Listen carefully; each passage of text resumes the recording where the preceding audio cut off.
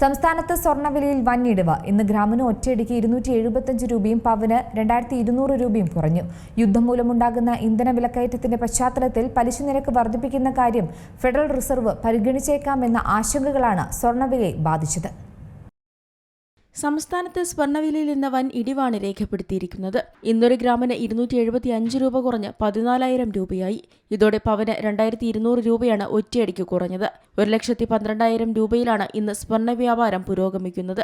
18 carrot സ്വർണം ഗ്രാമിന് 225 രൂപ കുറഞ്ഞ് 11,505 രൂപയിലെത്തി. 14 ക്യാരറ്റ് സ്വർണം ഗ്രാമിന് 8,960 രൂപയും 9 ക്യാരറ്റ് സ്വർണം ഗ്രാമിന് 5,775 രൂപയുമാണ് ഇന്നത്തെ വില.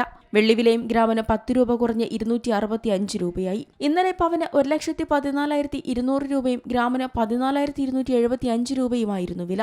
കഴിഞ്ഞ കുറച്ച് ദിവസങ്ങളായി സ്വർണ്ണവിലയിൽ ചാഞ്ചാട്ടം തുടരുകയായിരുന്നു. നിരക്കിലെ തുടർച്ചയായുള്ള ഈ കുറവ് സ്വർണം വാങ്ങാൻ കാത്തിരിക്കുന്ന സാധാരണക്കാർക്ക് വലിയ ആശ്വാസമാണ് നൽകുന്നത്. ആഗോള വിപണിയിലെ ചലനങ്ങളാണ് ആഭ്യന്തര വിപണിയിലും പ്രതിഫലിക്കുന്നത്. സ്വർണ്ണവില ഇനിയും കുറയുമെന്ന പ്രതീക്ഷയിൽ തന്നെയാണ് ഉപയോക്താക്കൾ. കഴിഞ്ഞ ദിവസം രാജ്യാന്തര സ്വർണ്ണവില ഏകദേശം 3.6% ഇടിഞ്ഞ് ഔൺസിന് 4,315.35 ഡോളറായി കുറഞ്ഞിരുന്നു. ഇതോടെ ഈ വർഷം ഇതുവരെ നേടിയ മുന്നേറ്റങ്ങളെല്ലാം സ്വർണത്തിന് നഷ്ടമായി.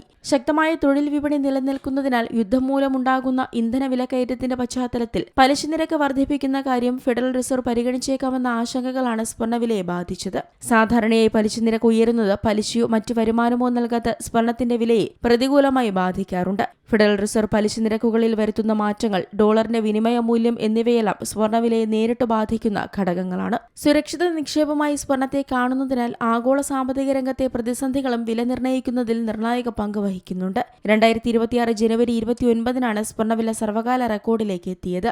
1,31,160 രൂപയായിരുന്നു അന്ന് സ്വർണത്തിന് രേഖപ്പെടുത്തിയത്. അതുമായി നോക്കുമ്പോൾ 19.83% ഇടിവാണ് ഇപ്പോഴുള്ളത്. അതേസമയം ഇന്നത്തെ നിരക്കനുസരിച്ച് കേരളത്തിൽ ഒരു പവൻ സ്വർണം ആഭരണമായി വാങ്ങണമെങ്കിൽ പണിക്കൂലിയും നികുതിയും അടക്കം 1,21,293 രൂപയെങ്കിലും നൽകേണ്ടി വരും. ആഭരണങ്ങളുടെ ഡിസൈൻ അനുസരിച്ച് പണിക്കൂലിയിലും മാറ്റം വരും. Business desk, Zee Malayalam news. ഏറ്റവും പുതിയ വാർത്തകളും വിശേഷങ്ങളും വിരൽത്തുമ്പിലറിയാൻ സീ മലയാളം ന്യൂസ് എല്ലാ ഡിജിറ്റൽ പ്ലാറ്റ്ഫോമുകളിലും ലഭ്യം.